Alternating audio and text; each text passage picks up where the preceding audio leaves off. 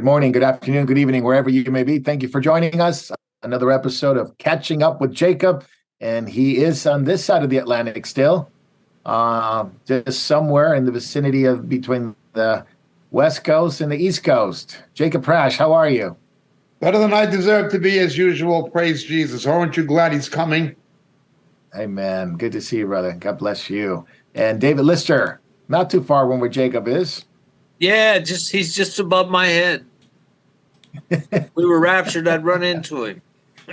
Oh, man. Yeah. Well, Jacob's always above my head, too. He often speaks, and it's way above me and above my head. Well, welcome, David. So blessed to have you. So blessed to have Jacob. And, of course, closer to me, Jay in the control rooms. Hello, greetings from just a few blocks away from the Wizarding World of Harry Potter, which hopefully someday will be shut down. Yes.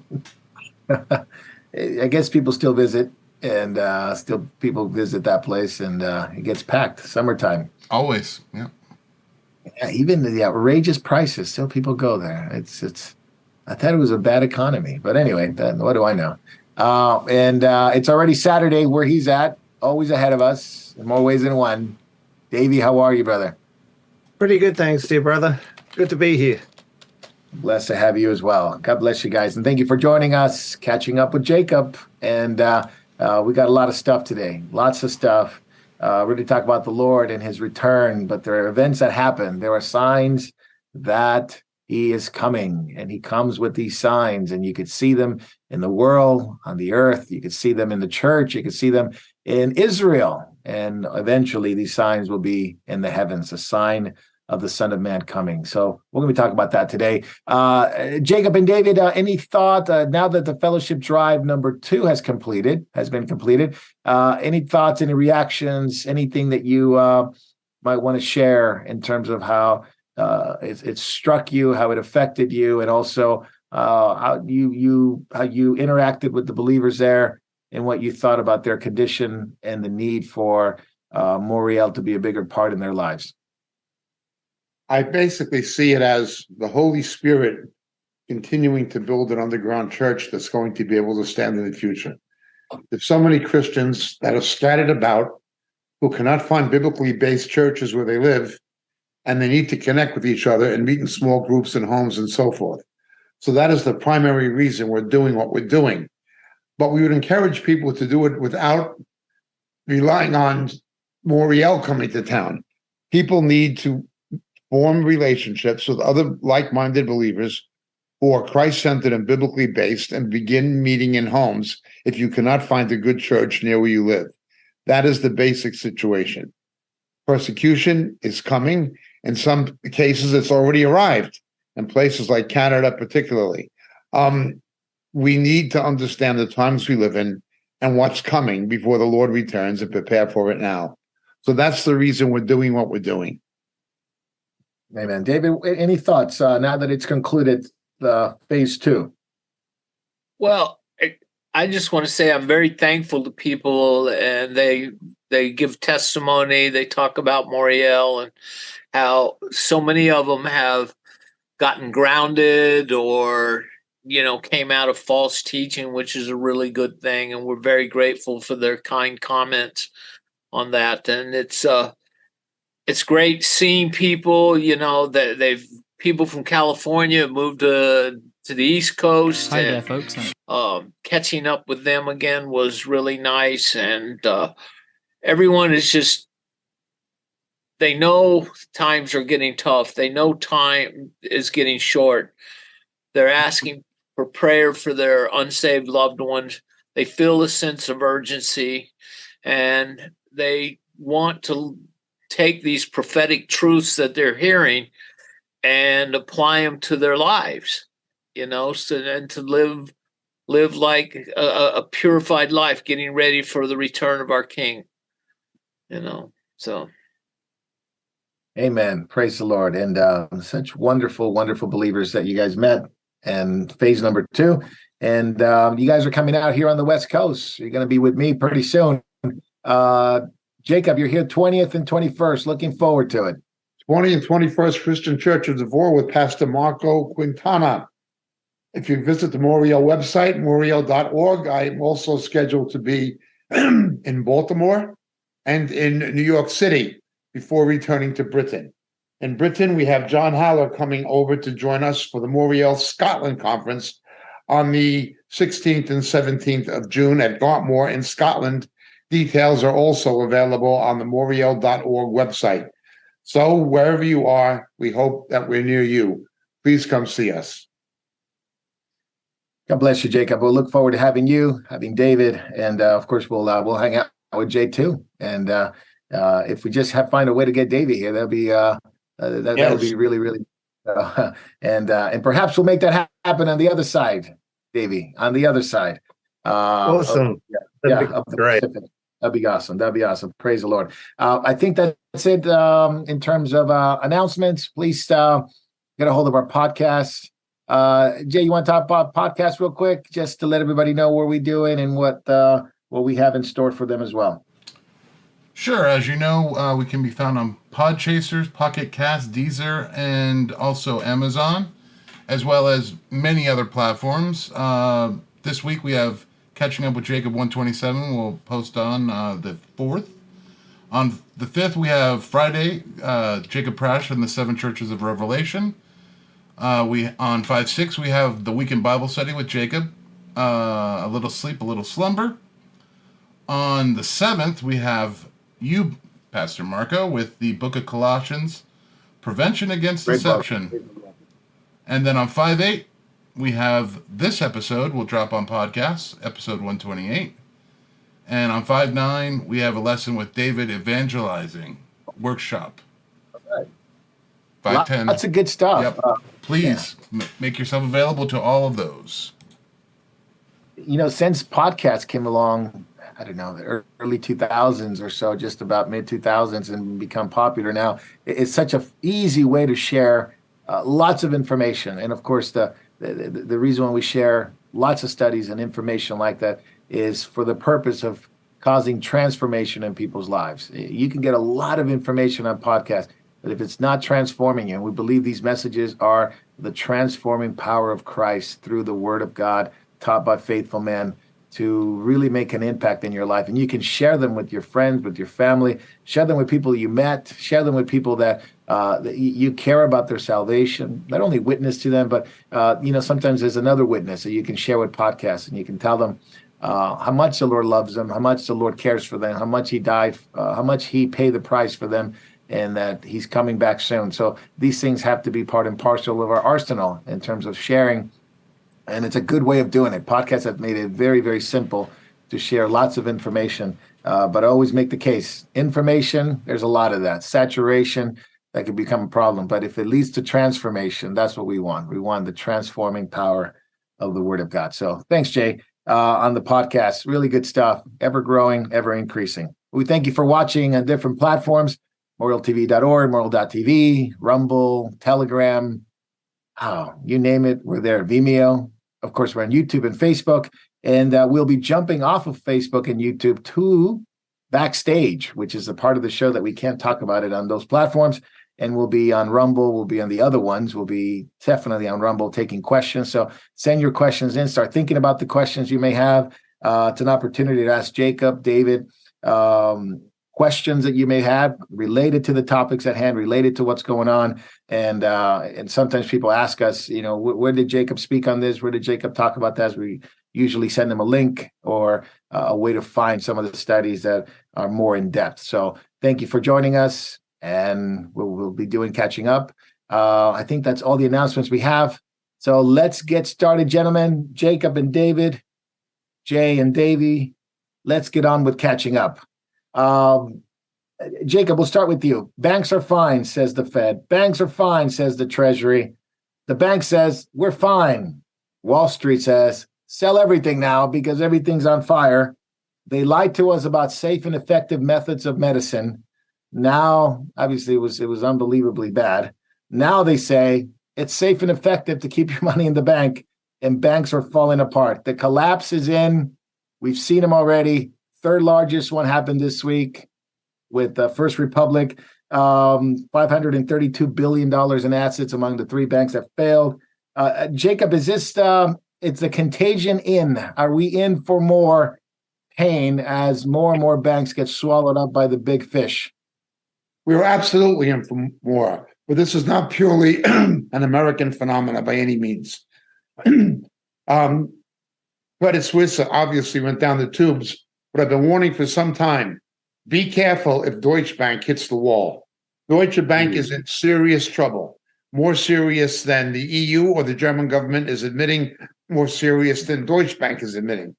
If Deutsche Bank hits the wall, duck for cover. Now, here in the United States, what you basically have is the ridiculous situation of, with Biden's deficit spending and the Federal Reserve printing money, quantitative easing, just basically printing money because the tax revenues are not sufficient to fund the waste of the Biden administration. They have a problem. That's inflation. It was inevitable. They caused it. So how do you control inflation? You raise interest rates. What does that do? When you raise interest rates, it causes recession, but it does something else. It makes debentures, bond prices collapse. So by raising the interest rates, the same Fed is causing bond prices to collapse.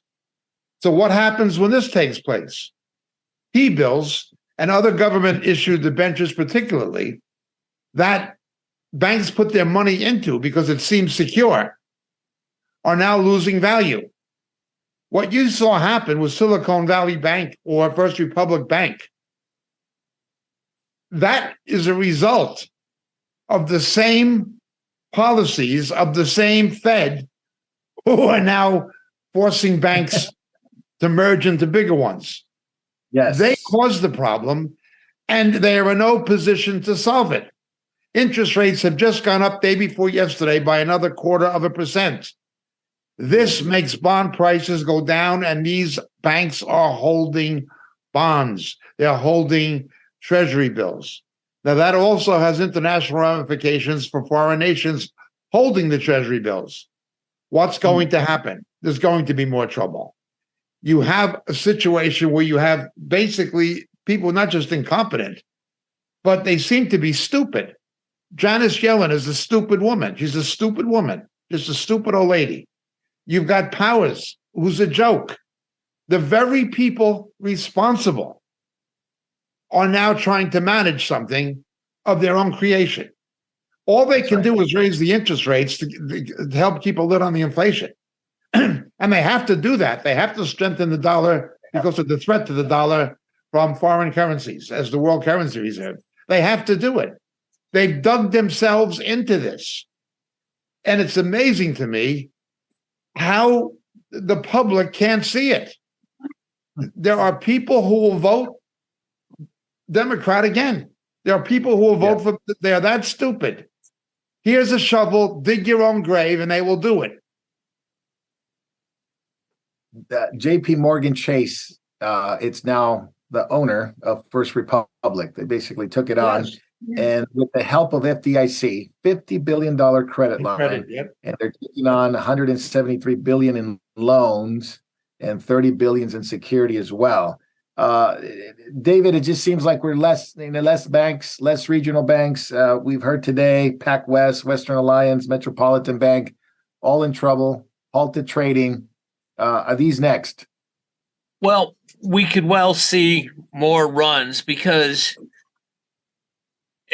nobody really knows which one's next. They're guessing at who's going to fail next. And some of it is coming because individuals are scared. So they're running to the banks. They take their money out of the bank and the banks can't fund those deposits elsewhere. And so it can be a self-perpetuating problem, because of fear. And Jacob's right. The Fed has created this problem, and they're always walking this tightrope to keep us from going into a recession.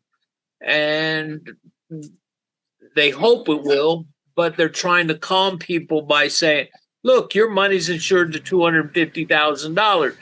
If you have a wife and you have joint accounts, it's $500,000. But they're actually doing more than that. They're actually insuring all the deposits. Yeah, So like they they're did with the- printing money. Well, they don't print money anymore. They're just making more zeros and ones available to the banks. So, and just so, right now, Chase Bank has $3.7 trillion in assets after buying Republic. Plus, they have a $50 billion line of credit. Pretty nice. I wish somebody'd lend me $50 billion. Question But, real quick, Marco. Yeah. I just have one quick question. I'm not the greatest with finance, but has anybody addressed the elephant in the room of toxic loans to people who can't afford? Or are we actually going the other direction where, if you have a lower credit score, you get a better loan? I mean, are we going to address what's really the problem, or are we just going to, throw money at it and pretend that that's going to make a solution? Keep throwing money at the problem until it goes away. It was that Biden administration's new policy to basically penalize people with high credit score and give a more favorable loans to people with lower credit score, which it goes against any logic, any reason. Go ahead, David. Yeah, they're trying to put, like, if you have a very good credit rating, 800, something like that, you would be paying $40 or $50 more a month, which then they could put it on these bad loans. But look, there's so many bad loans out there. It's the value of houses has not gone up. People owe so much money, and we went right back to the 2008 problem. People were getting in over their heads, and banks were lending to people that are not necessarily credit worthy, and also they were allowing just 100% loans, 95% loans, things like this. So you have these high notes, and we're getting some layoffs now. The Fed's already said that there's going to be more and more layoffs, and so this could make another 2008. As you know, we've already had more banks collapse money-wise just out of 3 banks than we did in all of 2008. So a lot of money Largest one floating around. Yeah. Sorry, Morgan just one more Stanley's question, preparing- actually. Go ahead, Okay. brother. One more question. So the private sector is going to lay off people, the parts that generate income. Has there been any layoffs for government? No, they're hiring. Okay. Just wanted to be clear. That's okay. They're increasing their payroll. They can't get enough people, Government- according to the Interior Secretary. Gotcha. Oh, did you hear that? Yeah, did you hear that one? That was a doozy. We can't hire enough people. There's 2 jobs for every American. Yeah. And only maybe in the government there is, Morgan Stanley's preparing to cut 3,000 jobs. Yep. Among many other jobs, senior management, et cetera, et cetera. There's blood in the water, Jacob. Sharks are circling. Are we going to end up with 3 banks, 4 banks, 5 banks? We're going to end up with about a half dozen major banks in the United States. About a half dozen. That's all. If there are the banks, they will be owned by the bigger ones. There'll be subsidiaries of the bigger ones, which is something that goes on in Britain. But that's what you're going to be left with. You're going to have forced mergers. The other thing is what they did with the subprime lending with Fannie and Freddie, for which Barney Frank, Chris Dodd, and Barack Obama, and Bill Clinton, and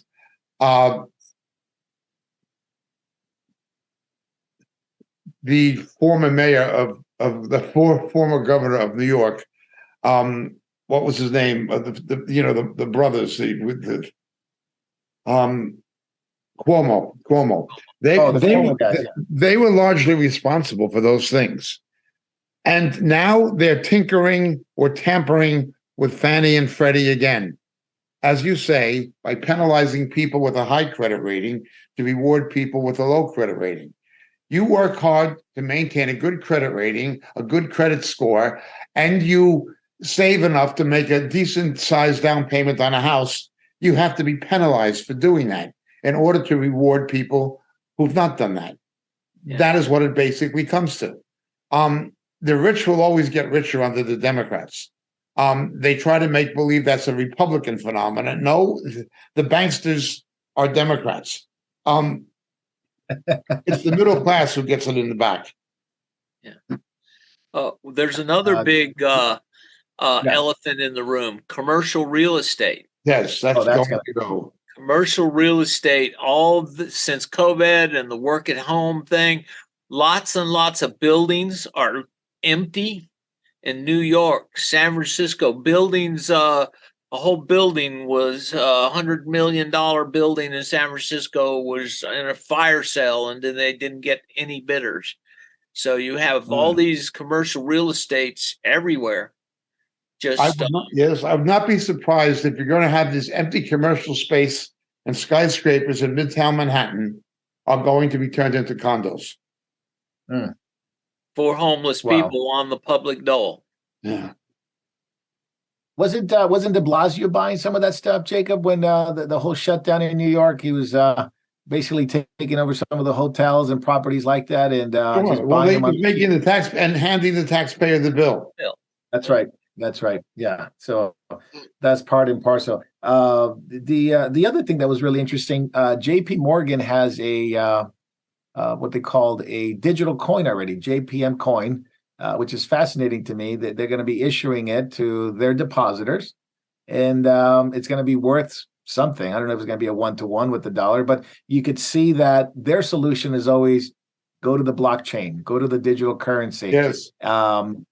Jacob, we're going to end up with 5 or 6 banks. Most people are going to be in those banks. It's nationalized, and you have at least in America, you may not have any other solution but to be in those banks and be given some kind of currency on a digital blockchain.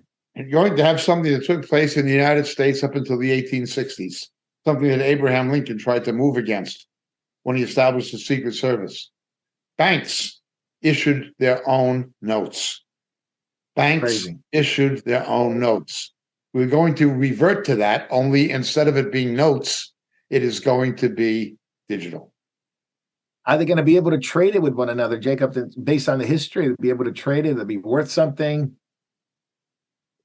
What happened with Bitcoin? The only thing is the establishment couldn't control Bitcoin, so they don't like it. But something they can control is entirely different. Yeah. So we have major bankruptcies this year, 70 already major bankruptcies, which is overshadowed already 2020. And many of them in the financial sector. Many of them in the financial sector.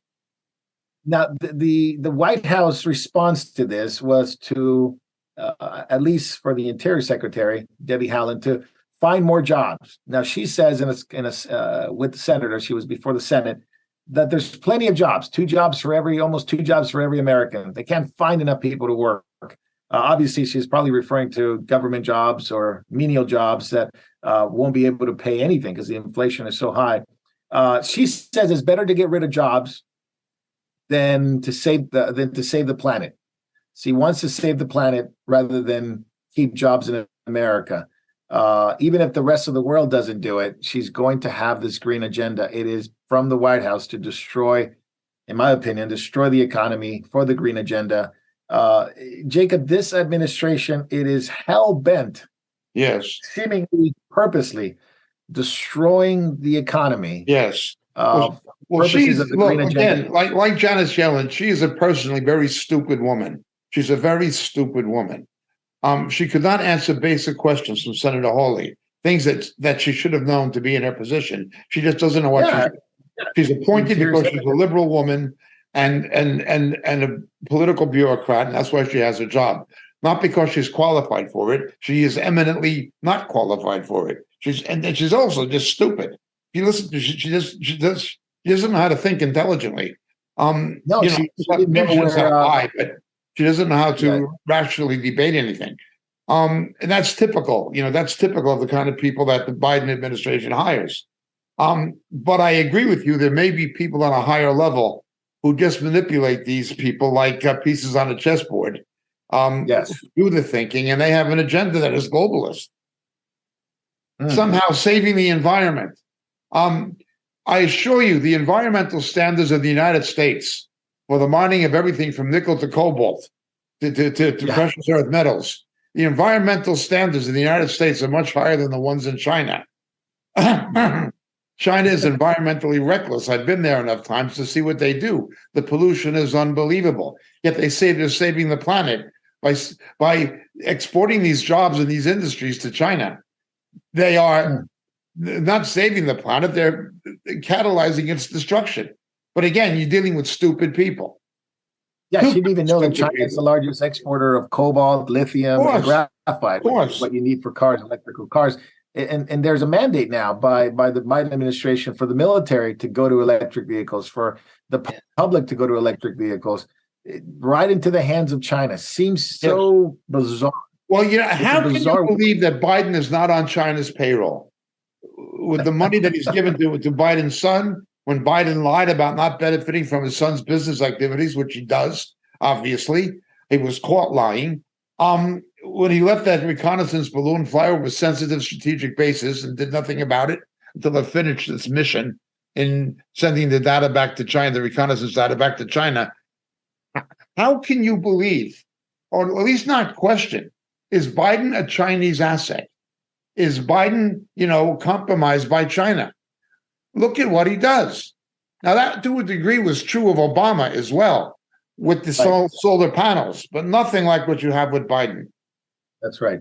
So, David, what's the answer to this? The nation seems to have an answer. The nation see the westernized craziness of Europe, England, the U.S., Australia, and they say, well, we're just going to jump over to the BRICS. We're jumping over to China, Russia, South Africa, Brazil, and we're going to make our bet there. Is that the answer to this economic destruction that we see in the world? Because Jacob's right. It is a world thing. It is a worldwide thing.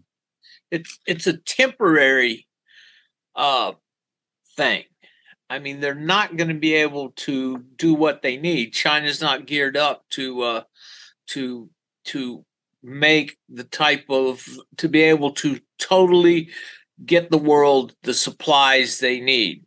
And leaving America out of the equation it's going to hurt America, but it'll also hurt the GDP of all these countries. They'll all go down. We'll all go down with this type of thinking, from the Interior Department to all the State Department, all of these people. The use of climate change as the investing way to go is really just a transfer of wealth from roughly $86 trillion to the Z and millennial generations. They don't know how to handle it. Don't worry. The government's ready to handle it for you. We'll just take it. It is fascinating. Just to step back a little bit, Jacob, it is fascinating to me seeing the world economic system changing right before our eyes. I don't know. Yes. I don't want to see it live, but it is fascinating to experience that. I wasn't around when the Nixon did this. I wasn't around when Brentwood and how it happened. But we're seeing it now. Jacob, just look back at it and put it in comparison to what you saw in 71. And obviously before that with Brentwood, and how the world is going to change. But now you have an element of the last day of the age, and you also have the element of technology and how that plays a role in the new economic system that the world seems to be embarking. The big change in the Nixon era was when he basically defaulted on the dollar, took it off the gold standard, and did not handle the transition very well. I think you mean Bretton Woods. That was after World War II, in which the dollar became the basis of the world currency reserve. Well, what they're doing is they're eroding the credibility of the dollar. Fortunately, the Chinese economy is in more trouble than the United States is. It's well hidden, but it's in more trouble than the United States is. It is only because these other economies are in worse trouble that the dollar is still here. BRICS in itself is not going to go anywhere in the long term. There's too many problems, including the conflict between China and India. So that's not the case. But the dollar is only there because the others are worse. They have no alternative yet. They're trying to make one. But the irresponsible policies of the Federal Reserve and of the administration are not doing the dollar any favor. Again, they have to continue to raise interest rates to strengthen the dollar against other currencies. It's not just the inflation. They're forced to do this to maintain the position of the dollar. But who's going to pay for this? Ultimately, the American people are going to pay for it. The American public. Now, if there's somebody, if they voted for Biden or they voted for Obama and they suffer economic hardship, they have no right to complain. They got what they voted for. My concern is for the overall good of the nation and the decent people who are not subhuman in their political thinking, who realize what Obama and Biden are. That is the problem. I'd also point out, though, that despite the fact he did many good things that most of us would agree with, Mr. Trump did nothing about the deficits. He did nothing about the deficits. Ronald Reagan made the deficits worse. Ronald Reagan looted Social Security. I don't see a political solution to these problems that an election is going to make a difference. It'll be like what's happened in Holland. Well, the people who are for the rights of farmers and of the public had an election victory, but it's not changed anything. No, didn't matter. They're basically almost intimidating people into selling their farms to reduce the amount of aggregable land in a country in Europe with very efficient farming system. The globalists are going to do what they want. And I don't see any simple political solution. There will, of course, eventually be one person who's going to offer a solution, and that'll be the Antichrist. Fortunately, Christ is coming after him. He'll clean up the mess. But other than that, it's not going to get better in the long term, no matter who wins the election. It's not elections. It's not going to get better in the long term. Let's talk a little bit about the American election real quick, Jacob. We'll talk about the farmers in the Netherlands at the end on backstage. But we have some interesting things going on. You have Trump on one side with the Republicans and meddling in with, of course, playing footsies, as you would say, with the rhinos.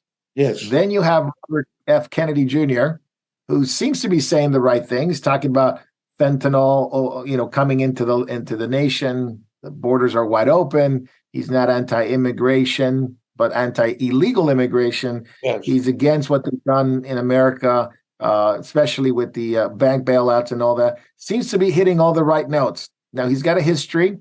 He's got a family pedigree. But he's right about fentanyl. Let's talk about that for a moment. The borders, before we jump into Robert F. K. Jr.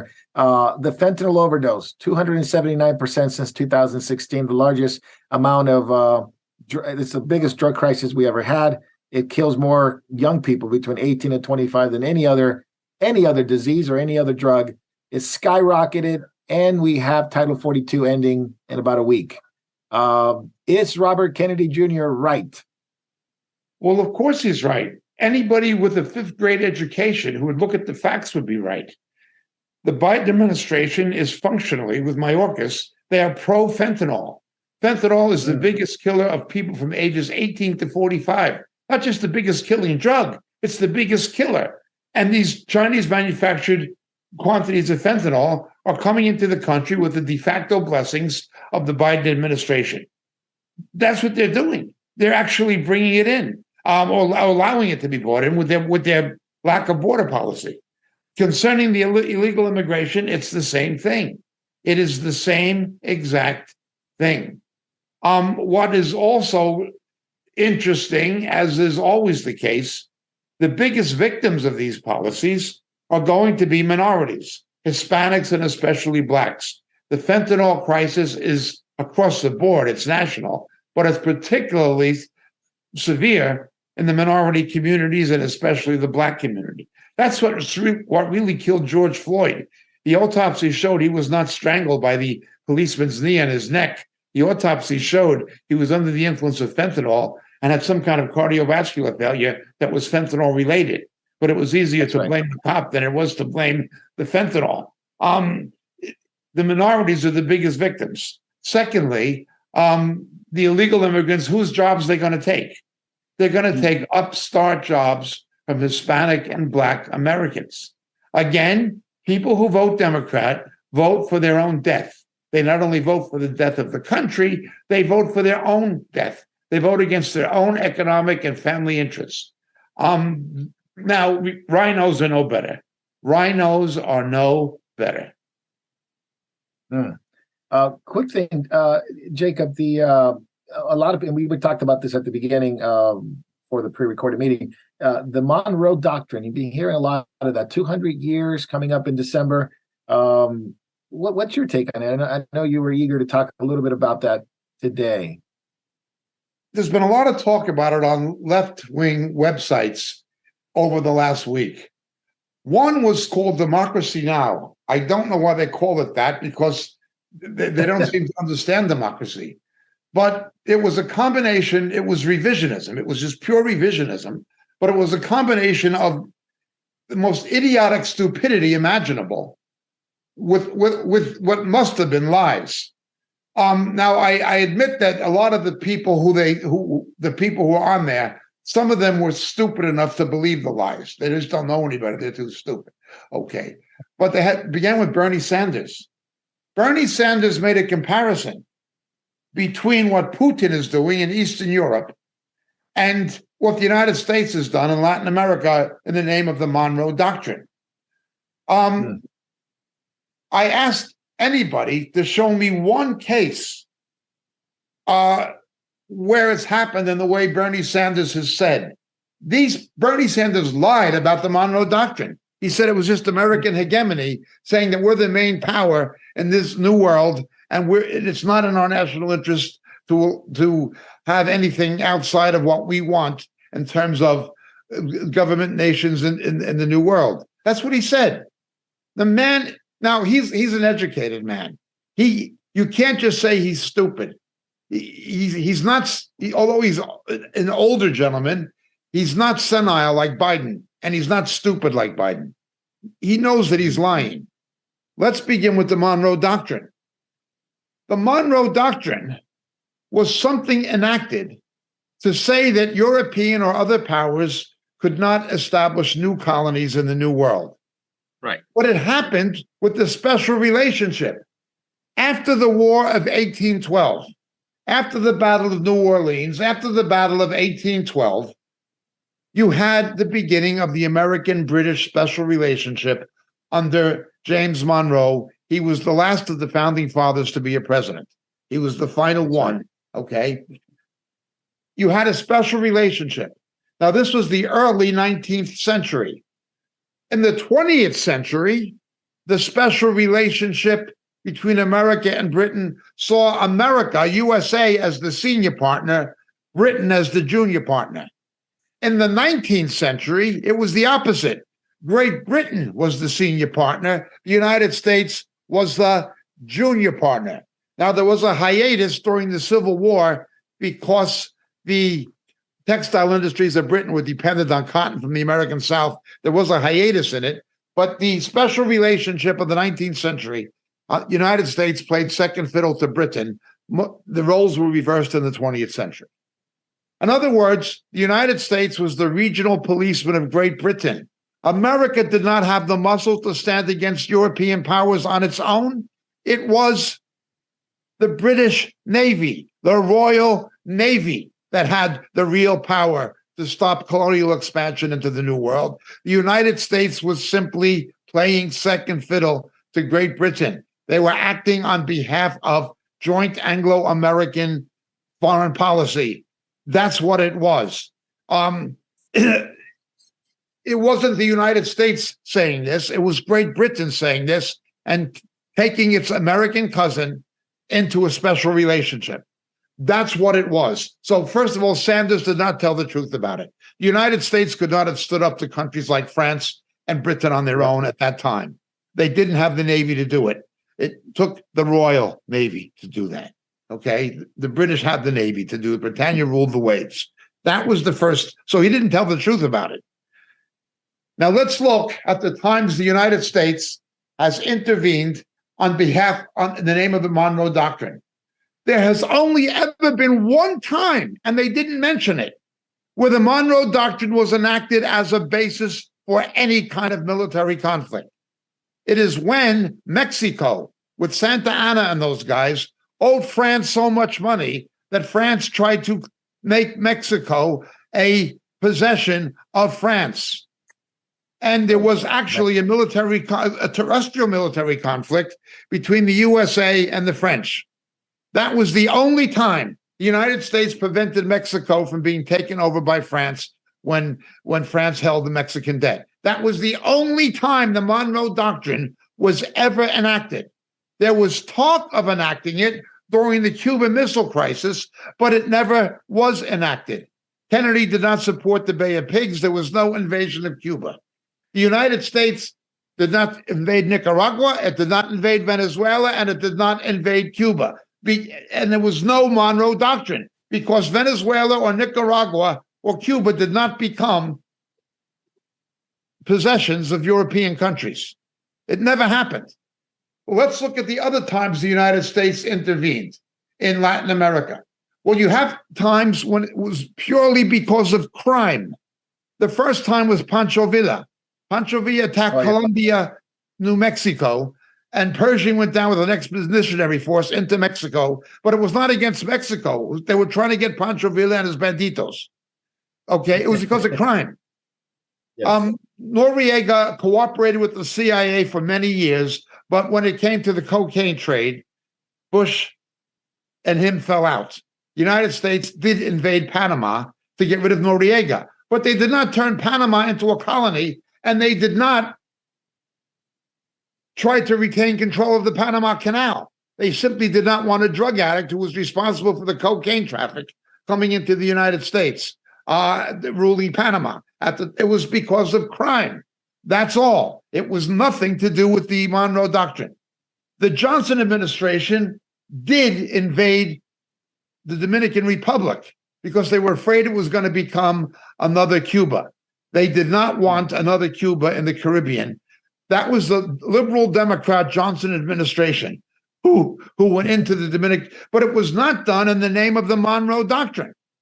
When the CIA, in collaboration with corporations allegedly such as ITT, deposed Allende in Chile, it was not done in the name of the Monroe Doctrine. Now, Allende made a mess of the economy of Chile. A lot of people were glad to see him go. No matter what you thought of Pinochet, the economy did improve under him, at least. I'm not saying I agree with what happened in Chile, but it did not take place in the name of the Monroe Doctrine. The Monroe Doctrine has only been invoked one time, and that concerned the France trying to colonize Mexico when they couldn't repay the debt, like what China's now done in Sri Lanka, in Ceylon, the same kind of thing. Okay, that was the only time. These people didn't know what they were talking about. They were just babbling. They did not know what they were talking. They had this stupid woman, some stupid woman, talking about the United States not liking China making inroads into countries in South America and having political and economic link. And she was tying this to the Monroe Doctrine. Well, First of all, China is the biggest human rights violator in the world. It occupies Tibet. It's threatening Taiwan. It is in conflict with India. And it has over 1 million people because of their ethnicity in concentration camps in Western China. It is the world's biggest polluter. It is responsible for COVID and a lot of other things. And it went in and basically seized a port in Ceylon and said it's ours for 99 years because you can't repay the debt. And she's objecting in the name of democracy to the United States not wanting a non-democratic country in our backyard taking control of these small economies with their Belt and Roads Initiative, I suppose. She didn't use that term, but that's what it comes to. These are stupid people. They don't know what the Monroe Doctrine is. They don't understand it. They didn't understand its historical genesis, and they don't understand the history of American, Latin American relations. Yet they say that democracy now, what, China's a democracy? You want a country that's got 1 million people in concentration camps that's destroying the global environment more than any other country? You want them in your backyard, and we're so wrong for wanting it? And what does this have to do with the Monroe Doctrine? Nothing. Nothing. Now, look, there have been things in American relations with South America and Latin America that I do not like. There definitely have been. But it's nothing to do with the Monroe Doctrine. Nothing. They're just too stupid to know any better. Pseudo-academic idiocy is what is being produced by the left.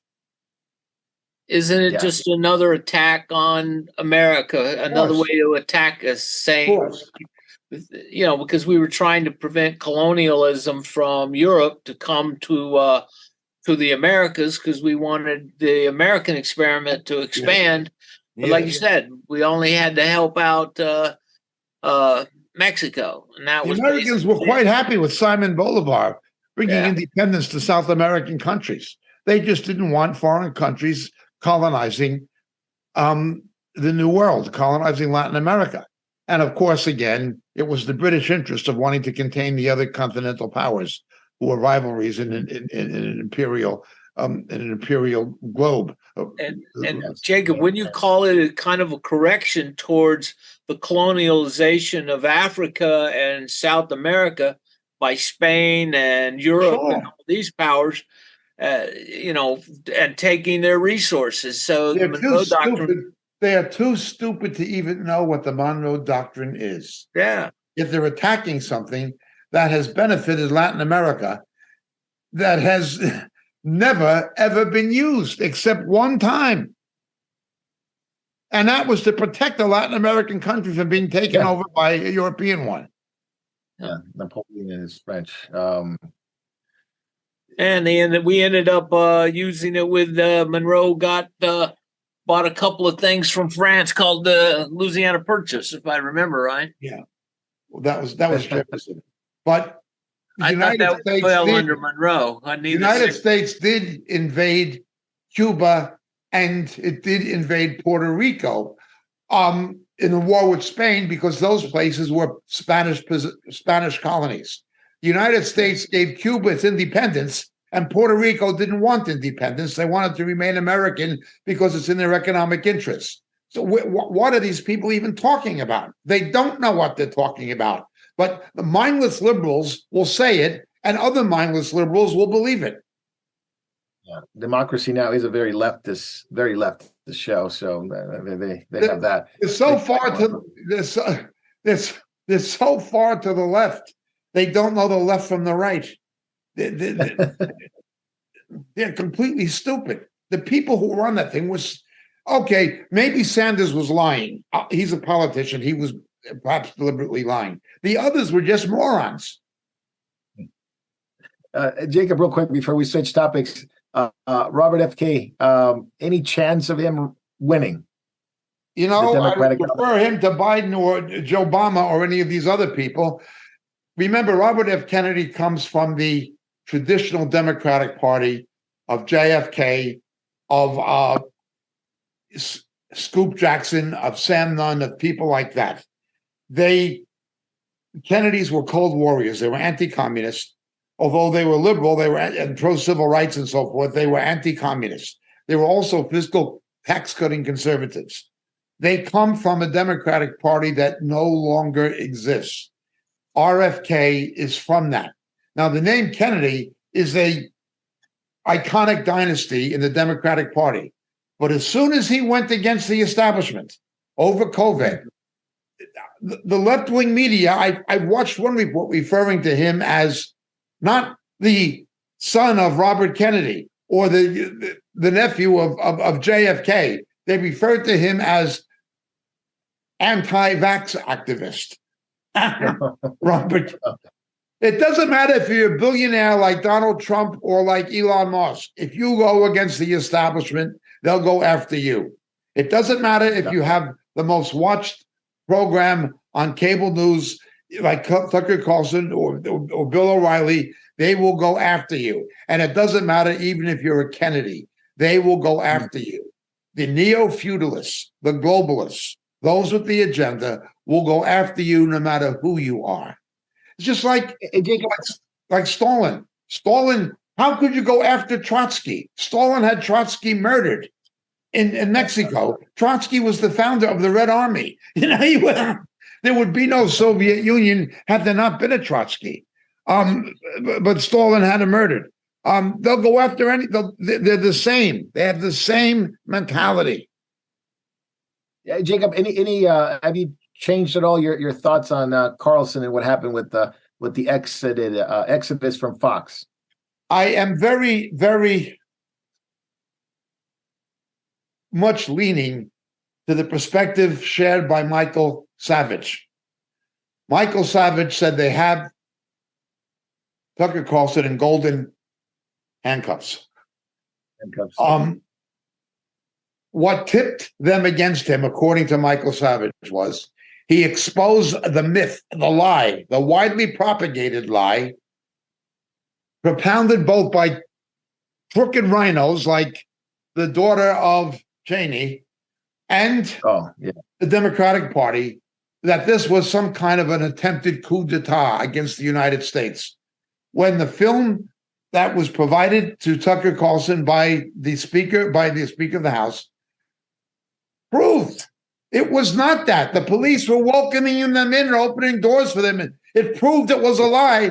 And the big outrage, according to Chuck Schumer and these other people and the rhinos, was not that the government lied and Garland lied and Biden lied and Harris lied. It was that you exposed the fact that they lied. This is the big crime. And that is why they want to get rid of Tucker and keep him quiet until after the next election. They've got him in golden handcuffs. They owe him $30 million. He can lose it. Newsmax, however, has offered him $100 million. So what's it to him? Yeah. You know what I mean? Well, he took a lot less money to kind of be on Fox to kind of run his own thing, but eventually Hannity was paid more than even though he had more viewers than Hannity. Hannity was paid a lot more than he was. Yeah, that's simply crazy. Because the left had organized boycotts of sponsors. Yeah, absolutely. David, you have a different opinion about Robert F. Kennedy, real quick before we move on to it, but a bit of a different opinion about who he is and what he's done.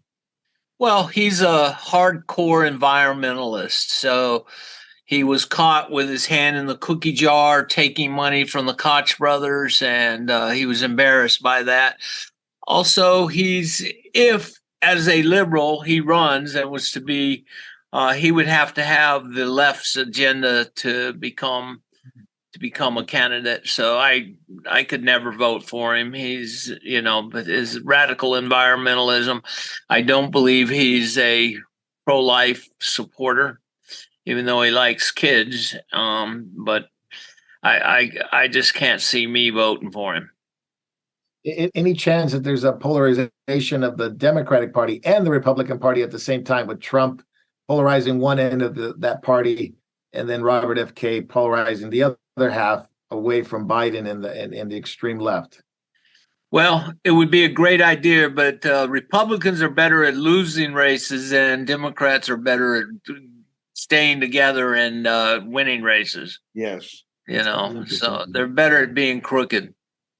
Oh, Jacob, I just meant on Monroe because he was the one that actually signed the deal and then expanded the instructions for the purchase from 10 million to 15 that got the 288,000 acres.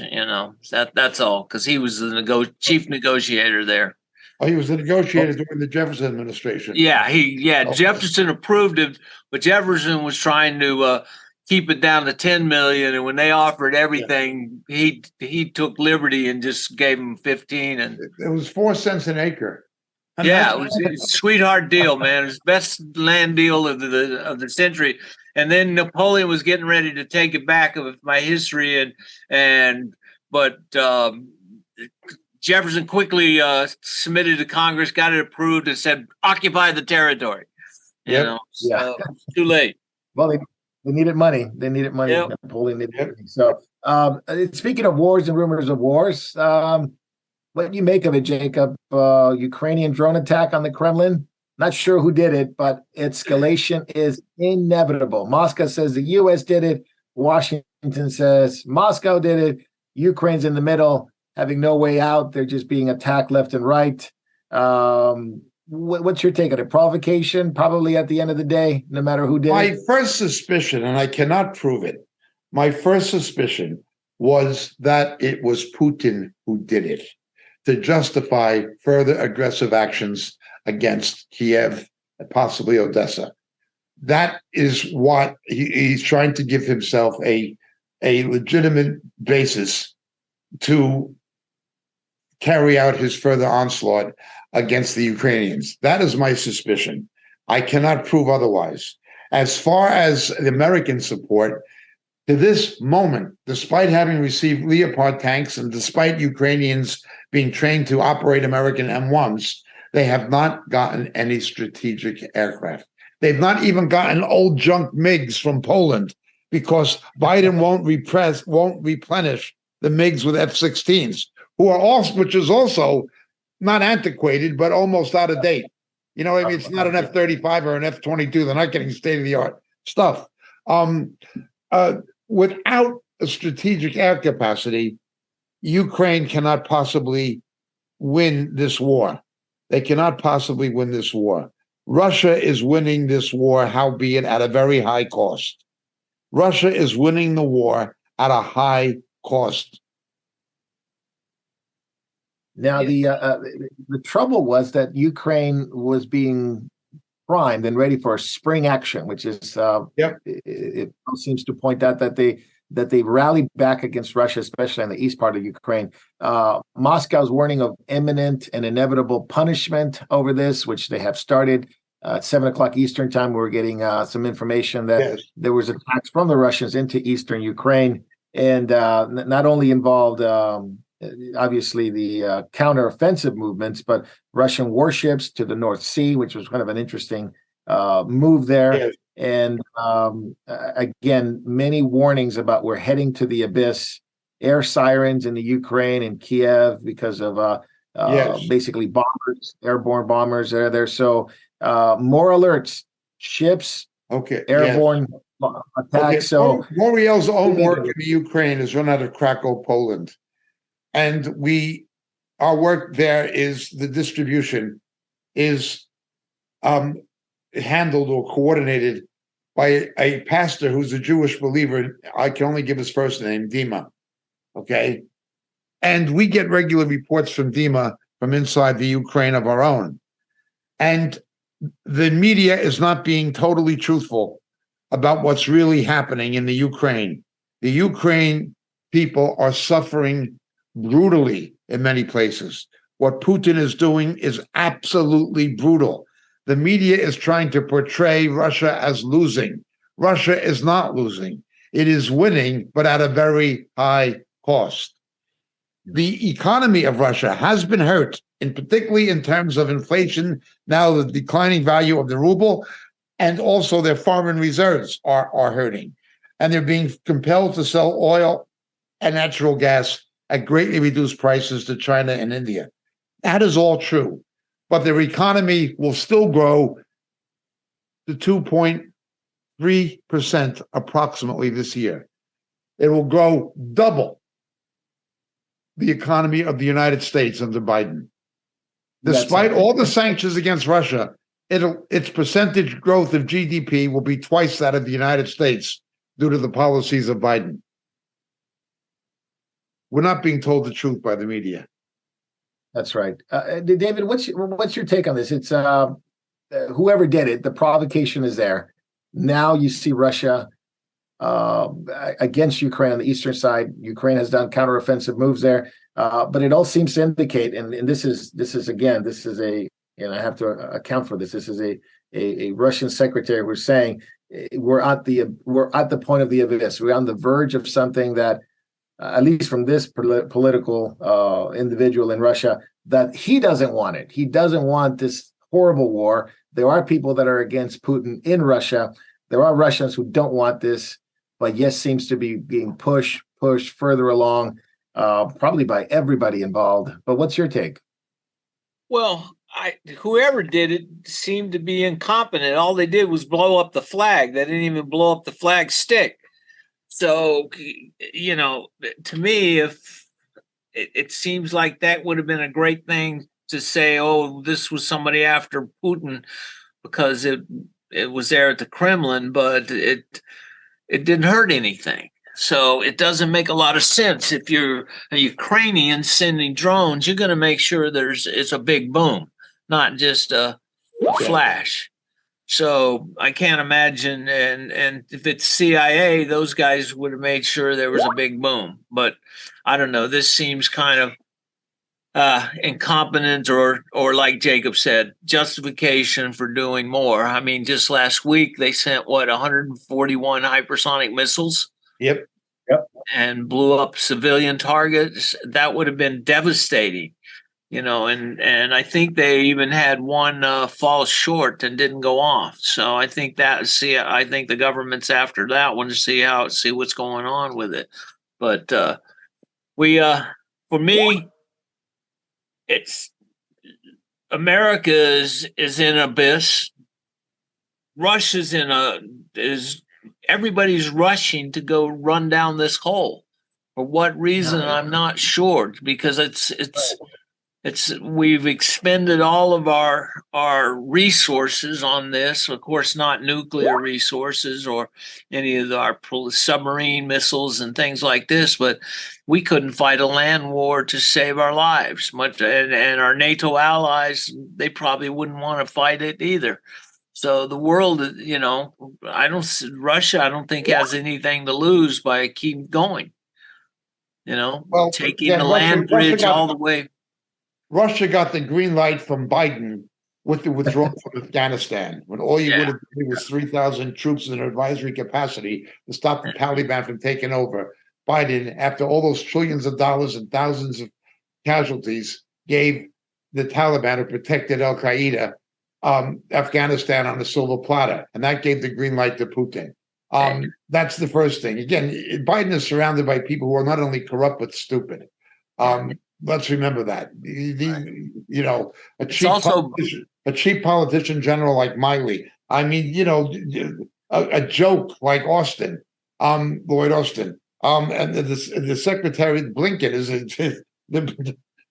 I don't know that man has the brain God gave him, but put that to one side. Let's look at the other dangerous beast on the horizon that they're not talking about too much. China would love to broker a peace between Ukraine and Russia to advance its own international prestige and standing on the global stage into Europe. It already brokered something between Iran and Saudi Arabia, albeit precariously. China is trying to insert itself into the diplomatic realm and outpace the United States as the global deal maker or peace broker. They're even talking now about wanting to host negotiations between Israel and Palestine, the Palestinians. This is China. New power brokers. That's right. And you have a castrated old clown in the White House, surrounded by morons, career morons, and corruptocrats. What's going to stop them? Yeah, absolutely. Certainly nothing's going to stop them from this side, because we've projected nothing but weakness everywhere. Even our allies are questioning Biden's competence around the world. It's common knowledge, that he's incompetent. So the world doesn't really want a nuclear war. It doesn't want war. It really wants peace. Howbeit, what it looks like, it'll be temporary, but there's no way out for Putin has always dreamed of retaking the Crimea and that whole land bridge. He needs that for ultimately an invasion of Israel and the Middle East. The best thing the United States can do is something it tried and failed. Get rid of Erdogan, replace him with a moderate, and that would be pro-NATO, and close the Dardanelles to the Russian Navy. That would be the best thing. But again, you're dealing with an administration in Washington that is stupid, incompetent, and corrupt. So don't hold your breath. Don't hold your breath. Yeah. Hey, can I ask you one thing on the drugs? Can I go back to that? Yeah. Quickly, yes. There's kind of a thought, like you see in Canada that people are openly selling heroin, all these other things, all these other horrible, horrible drugs, even fentanyl.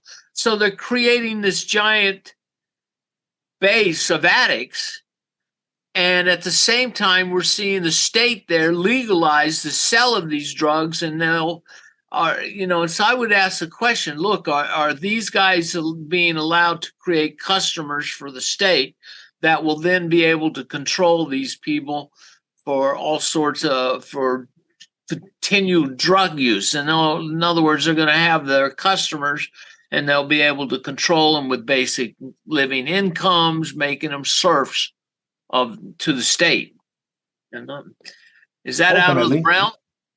Not at all. I mean, it's ultimately their plan is to control the masses. How do you control the masses? Well, you re-educate them, and you easily control them through drugs. And that's been George Soros's dream. That's been George Soros's dream. And it fits the book of Revelation said there would be an increase of pharmakia. But you see, let's forget this game is a long one. The British, that's how the British got Hong Kong. The wars. That is what the CIA did with the sweet rice, Air America in Southeast Asia during the Vietnam War when they were flying heroin. The CIA was involved in flying heroin. Jacob, is China repaying the West for their embarrassment of the opium wars and all that? And they're thinking that's exactly what they're doing. You make a good point. They see it as their century of humiliation. Of course, the things that Ping is not talking about is the absolute apex of the century of humiliation was not Hong Kong. The absolute apex of the century of humiliation was Outer Manchuria, occupied by Russia, and it is still occupied by Russia to this very day. Yeah, Japan occupied Taiwan at one time, then called Formosa.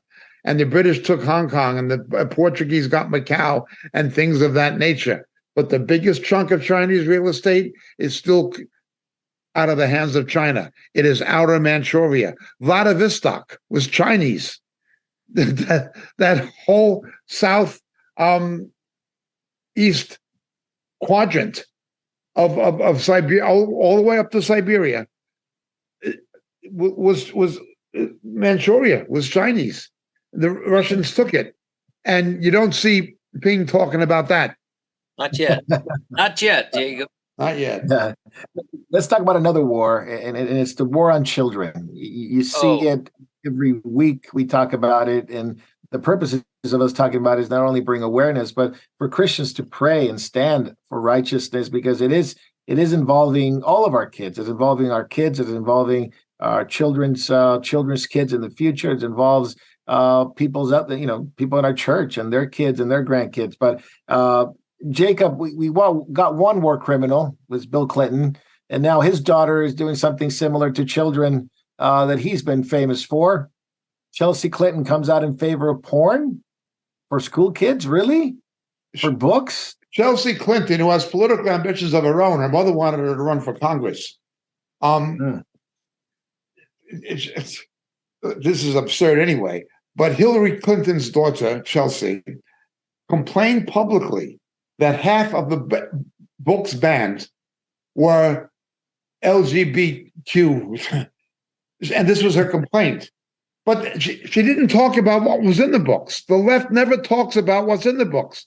Cartoons of children performing oral sex on each other and anal sex on each other.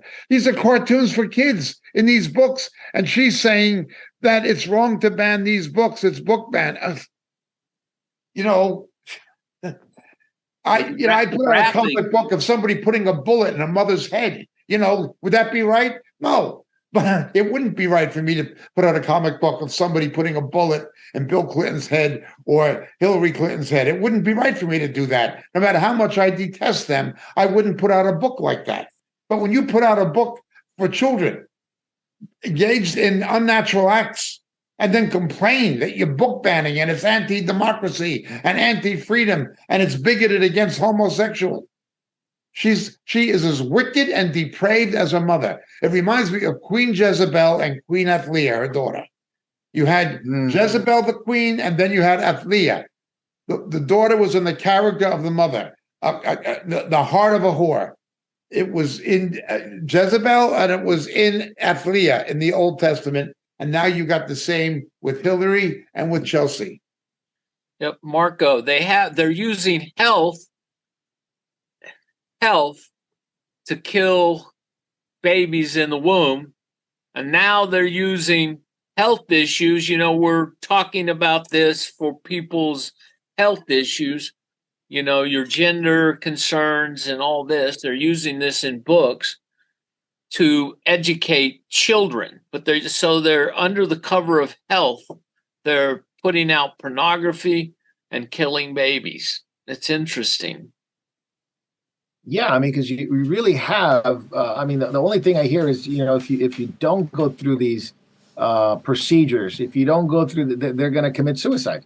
So Yeah. you have to save their lives. You have to save their lives by chopping them up and taking them in these radical bills like the one in Oregon that passed the Senate in Oregon that basically, like Washington, like California, want to keep parents away from children that want to have these surgeries. So they're indoctrinating them, they're convincing them, and ultimately they're going to penalize you and criminalize you if you're a parent and get involved in your children's lives. Can you imagine that? That is exactly what they're doing. And when you put pornography in and say it's health issues, you can peddle it. Yeah. Again, it's about the pharmaceutical industry. yes. Yep. The whole trans thing is about, look, you're having customers for life. They're going to be dependent on medications, hormone therapy, surgeries, whatever it is for the rest of their lives. It's going to be ongoing. So they're, again, Transfer of wealth. comes back to the I believe Yes. it's $1.1 million can be made from every kid that transitions, both in surgery and medication. Mm. So that you're But talking about them every single time they have an incentive to do it Yeah. because it's going to make money for the doctors and for the pharmacies. AJ, I wonder The what word of God happens. is to believe. You know, if the word of God is to be believed, every one of those legislators in Oregon, if you were to tie a millstone around their neck and throw them into the ocean, you'd be doing them a favor. It would be better for that to happen than to do what these wicked people have done. They have volunteered for the pit of hell. They've handed themselves over to eternal perdition. You know, Jacob, we never hear about the ones that want to detransition. We never hear Nope. about them. Now, those are suppressed by the media. Yeah, and I think the insurance, Jay, I think you and I were talking about this one time. The insurance won't cover detransition. Correct. So, yeah. for example, they're using a drug that normally goes to cancer patients, but it can also be used for gender transitioning. If you have it used for cancer, it's $4,000 a dose. If you classify it under gender transition, they charge it at $9,000 for the same drug. Man. Just to give you an idea of the money-making scheme that it is. But you know, if children have issues and they have difficulties in times of crisis, I think Canada really, really wants to help children because they want to put drag queens on these helplines to really talk to children in the Canadian youth. And I'm not kidding. Faye and Fluffy are going to help your children during the time of crisis. This is the name of two men who dress up like women and who believe that they are going to help kill children in kindergarten and in youth. They have a Prime, Amazon Prime show. They have different shows, Drag Queen Story Hour, time events, and all that stuff. And the Canadian broadcast is that they support this because there's a duo that really wants to help kids. And they have a helpline. What kind of a help can they get? I think you could be the judge of that. What kind of people don't like to use the word grooming, but what kind of I was about what to kind say of the influence? hotline's number is probably 1-800-groomers. Yeah, Yes. grooming. Yeah, Yep. it no. I mean, think about this. Years ago, let's say 5 years ago, no one even heard of Drag Queen Story Hour. There were many people who'd even thought about it. Now it's mainline. Now it's prevalent. Now, Jacob, to your point last time, if you're in Canada and you protest like the pastor, you'll be thrown in jail. That The pastor that Mounties will did beat you up protest, and throw you in jail. you remember that pastor Yeah. that protested? They've now found him Yeah. guilty. He's going to prison. Calgary. Yeah, Yep. Calgary. Yeah. He's going to prison. But, and then also they've just announced they're going after the truckers again. That's up there. They have new crimes, a new sheet of indictments. They're going to put those guys in prison now. They took their bank accounts. Now it's prison. So U.S., Canada, David, you and I watched the Daniel Andrews. He's defending exposing young children to male adult entertainers in Victoria. I forgot what city this took place. There was a protest, and he took time out of his busy schedule to address this at a hearing. So tell us a little more about that. Well, basically, it was just parents and people not happy with the drag time story hour, and they were just peacefully protesting about this is not acceptable for kids. We don't want you teaching this to our children. So he goes on a big rant, calling them hateful, homophobic, violent. You name it. He went on and on and on and on. Which basically shows you, look, he cares nothing for the children. He cares nothing for parents. The G word is most appropriate for him. The 1-800-groomers number, that's probably his number, Jay. But look, I was been thinking about who's it. I'm going to be devil's advocate here. I'm going to use his own arguing and reasoning against him. Okay, he's accusing everybody who's wanting to protect kids as being homophobic and trans and all the rest of it. Okay, who's he married to? He's married to a white woman, right? Yeah. Okay, you're so trans accepting. Why aren't you married yourself to a trans? Would he have relations with a trans person? That sort of thing. I think he needs to take another holiday back down in the Mornington Peninsula. I can recommend a good house for you, Danny boy, and it has a good set of stairs. Good point, David. Just make sure you take your wife with you. His part to end trans hate, and he should divorce his wife, and he should definitely get in a relationship with a trans male.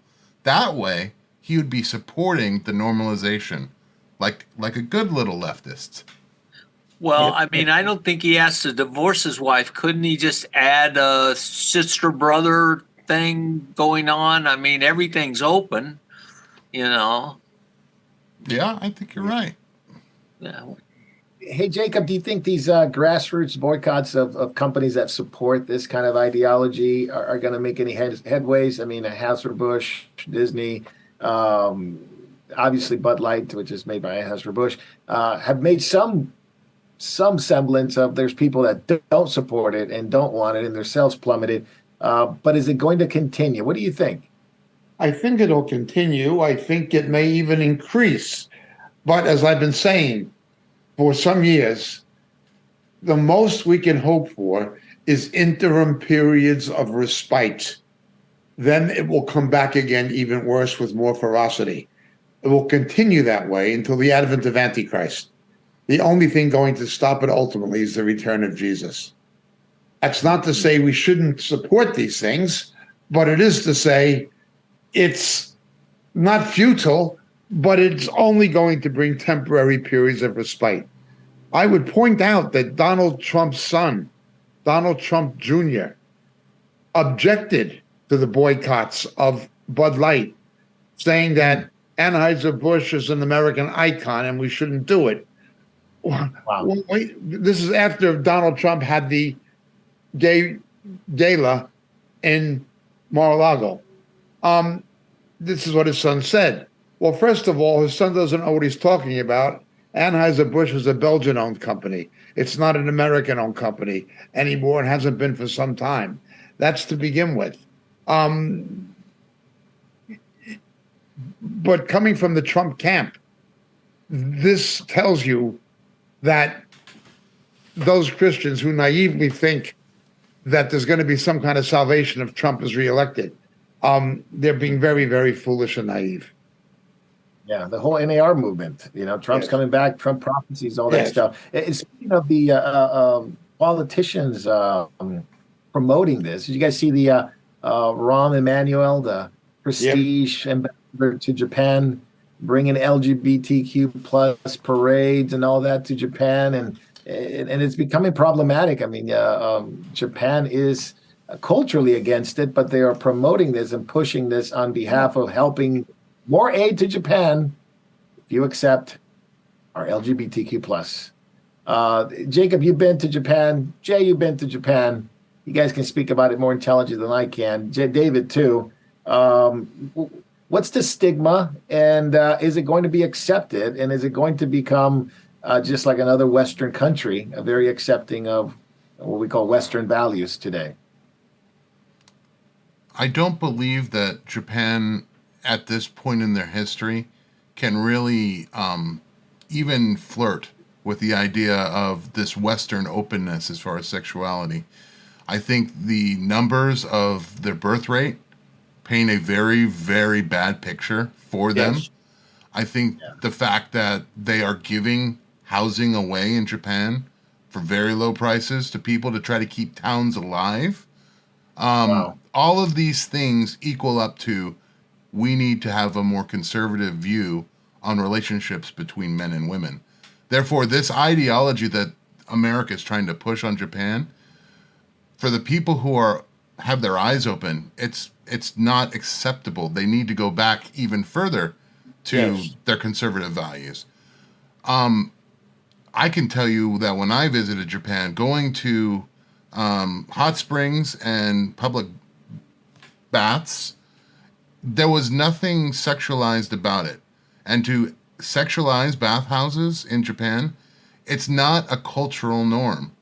Culturally, it is like what I could compare to a high school gym where you change and get into your clothes for PE, and to turn it into anything else, it's not acceptable in most Japanese minds, from what I can understand of the culture. I agree with what James has said. I agree with what he said, but I would point out that this depraved policy is not new.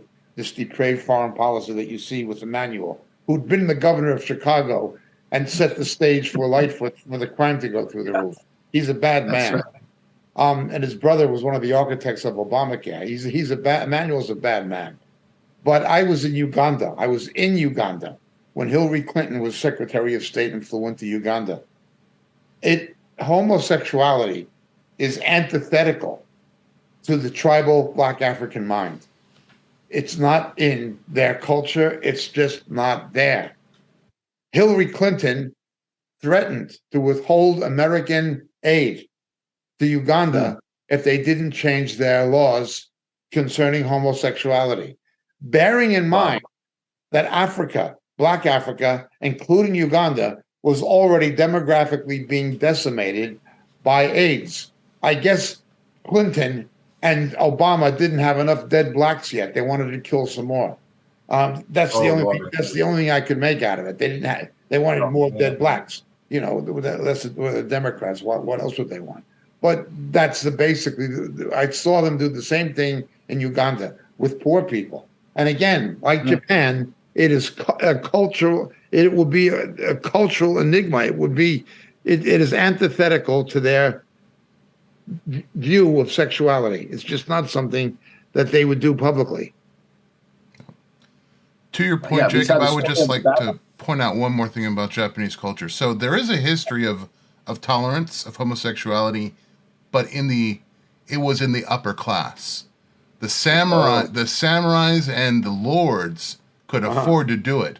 Everyone else, and you're talking about the 1% in that case. Yes. Everyone else, it was it was pretty, vanilla as far as their life and relationships. Yes. That's pretty interesting. We saw the story of the bathhouses, how they're being used right now by LGBTQ plus society there, and some of the members there, and how people call the police because they're using the bathhouses in such a way of promoting sexual promiscuity. David, you were up there not too long ago. I know. Did you make it to Japan? Maybe you didn't. I Yeah, I forget. did make. Yeah, I did make it to Japan. I saw a difference, like if you could look at Thailand. Okay, you see a lot of what the Thailand deem ladyboys. You see a lot of homosexuality there on the television, in the society, things like that. But I didn't see the same thing when I was in Japan. And I remember my father talking to me about his experience in Japan from over the years, is that those bathhouses were not sexual. Even if there was a woman that ran the place and kept it clean, it was not seen like a thing of sex. You know what I mean? It was just seen as like relaxing and getting clean and having a day at the spa, much like a woman goes to a spa or a man goes to a spa today. That's what it was like. It was not. He never said it was sexual. So, and from what I know, it's about the same now. I mean, even geisha girls were thought as being to be entertainers, but not sexual. Very interesting. It's just unbelievable how much they want to export. They want to export these things into the world, and they are hell bent to bring it to every part of the world, and it's dominating. Obviously, the Western culture, the Western thinking, sports, transgenderism, children, education, academia, you name it, it is touched. And now they're going after Japan, and it is embarrassing. That's the one thing that the Biden administration exports really well.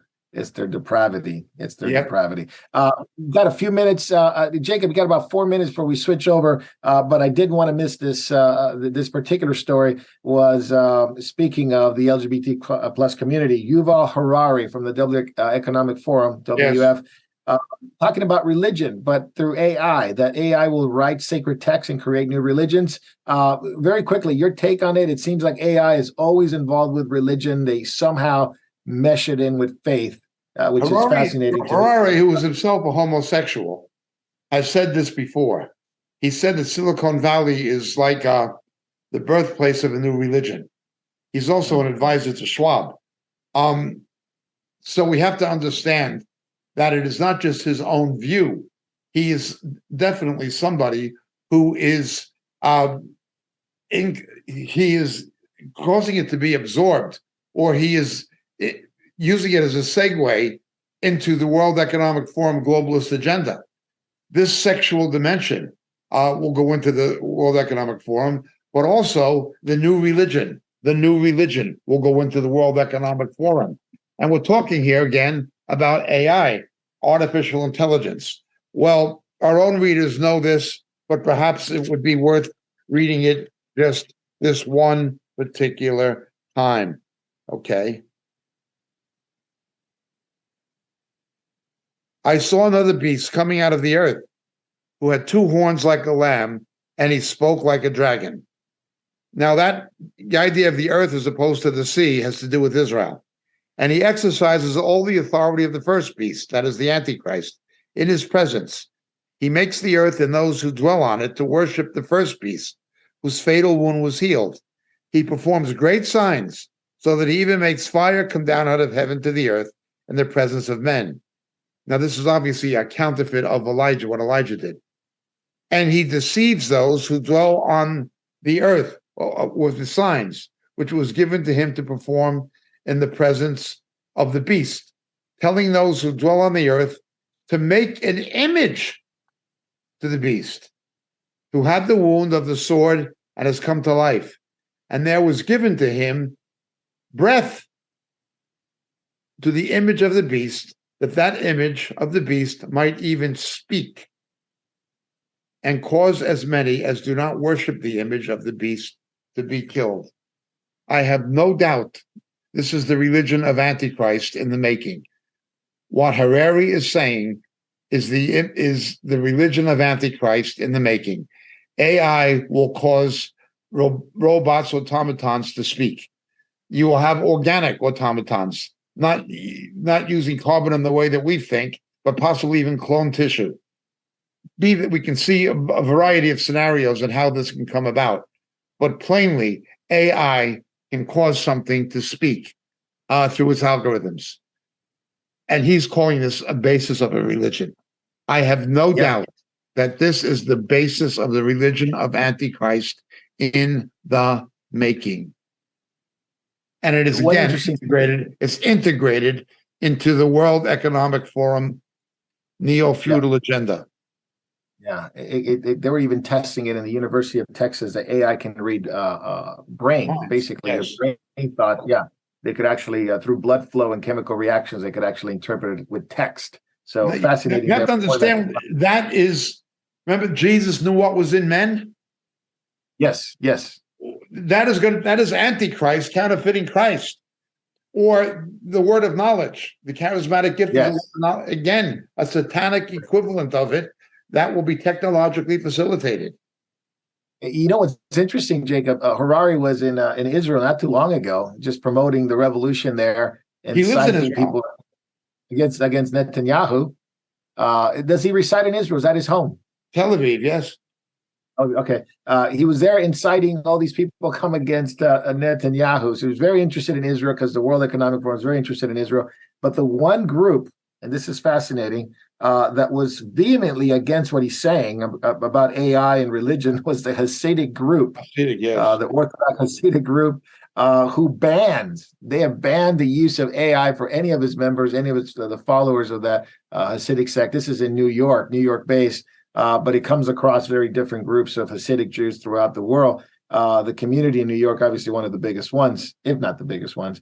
But they banned it, different than the Lubavitch. Lubavitch actually embraced technology. Yeah, they're not Lubavitch. There are about 13 different Hasidic sects, and they believe their rabbi is the infallible reincarnation of Baal Shem Tov, of the Beshk. It's very complicated. These people are mystics and Gnostics. Whatever their rabbi says is what they're going to believe and do. This one particular group who is anti-AI, they're based a little bit in Brooklyn, but mainly in the Catskills. They have a town in the Catskill Mountains in New York, and that's their promised land. And they're opposed to it. But you will find other Orthodox Jews opposed to it as well. But mainly them, yes. Fascinating religion, AI, Israel, and you could not have, even if we tried. That's right. We couldn't. The Bible speaks of that very, very clear. So that's for catching up. We invite all of our viewers, and there's a lot of them today. So we appreciate you coming in and listening and joining us and catching up. You're a big part of what we do and why we do it, and expressing what the Bible says, especially in the current times in which we live in. So we're going to leave YouTube and Facebook, and we invite you to come over to Rumble, memorialtv.org, memorial.tv, or to stay on Vimeo or Telegram. But we do want you to join us on memorial.tv, memorialtv.org. And we do want you to come to Rumble and ask questions. We're going to take some questions for Jacob and David on backstage. So we're going to finish your catching up, jump over from YouTube and Facebook into the other platforms. If you're already there, that's great. But if you're not, jump over there now. We'll be taking questions, and we'll be talking about a very interesting thing. Netherlands, King Charles coronation tomorrow. Very interesting stuff. So you might want to hear what Jacob has to say and David has to say. God bless you guys. We'll see you on backstage. Hello, and thank you for watching Memorial TV. There are so many things that are happening at Memorial Ministries worldwide, from the Philippines to Japan to India to Africa and back to Europe and the United States. So many of our brothers and sisters are spreading the good news of Jesus Christ to this lost world. We are so thankful for your prayers. God has been faithful and has blessed us in so many ways. If you'd like to partner with our efforts abroad and at home, please take a moment to click the link in the description and help us as the Lord leads you. Thank you very much, and God bless.